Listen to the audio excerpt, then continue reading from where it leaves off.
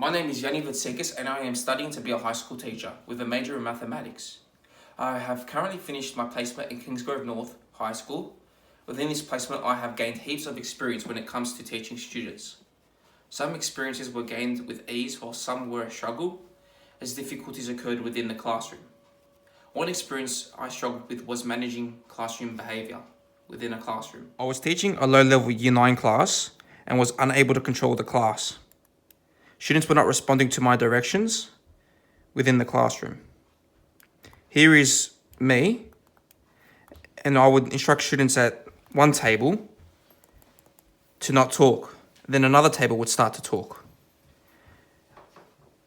This would constantly happen within the lesson. On top of this, they would talk back to me so they could look cool in front of their friends. There are various reasons that highlight why this occurred.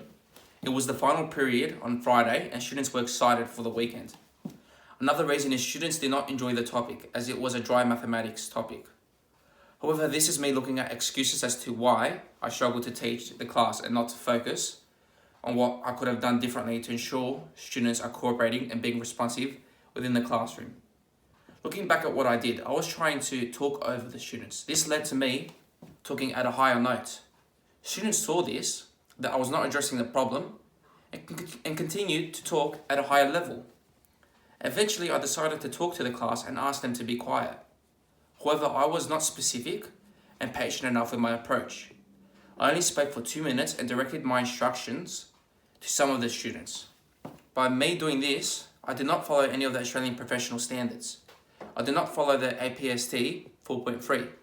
This involves managing challenging behaviour within the class. But not doing this, many students did not learn the mathematics topic. My supervising teacher spoke to me afterwards and stated that this may have been my worst lesson. But look, we can look at ways to improve. It stated that when addressing class discipline, I have to be more thorough in my directions. Use statements such as, I can't teach if you guys are talking over me. And I can also use, guys, I find this disrespectful. I should also address students by their names to gain their attention. For example, I could state, Peter, stop talking to Maria. I am trying to teach and you are disrupting the class. He told me that if I need to spend 15 minutes controlling the class, spend it, as this will be effective in the long term, as students will understand the rules within the classroom. I agree with this, as a lesson cannot function if the students are running the lesson. Work is less likely to be completed as students are not motivated. By following these directions, I will be following the Australian professional standards. APST 4.2 highlights managing classroom activities. By disciplining students, activities within the classroom will be completed with more ease, as students understand what is required with them. Through effective communication, APST 4.1 is addressed as well, as it ensures students participate within the class activities. Thus, disciplinary methods are required, and if it is required, take 15 minutes to discipline the class. My supervising teacher also stated my lesson needs to be more engaging. The lesson involved worksheets and just theory. A lot of worksheets were handed out and the students were feeling overwhelmed with the workload. The teacher said I should break up the lesson by focusing on one worksheet at a time. Like I could just hand out a worksheet and then later on in the class hand out another worksheet. From past experiences, when I received a lot of work, I tend to procrastinate as I understood how long the questions will take to answer and was feeling lazy. The student felt the same way and I should have recognized this. I could have used the Bloom's taxonomy to differentiate work and not just use worksheets for one whole lesson. Ways to make the lesson more engaging is through relating the topic to the real world. This has always provided relevance for me to understand why we are learning the topic. It must also be remembered that the students are at a lower level, making greater need for the lesson to be engaging as students were shut down in the classroom.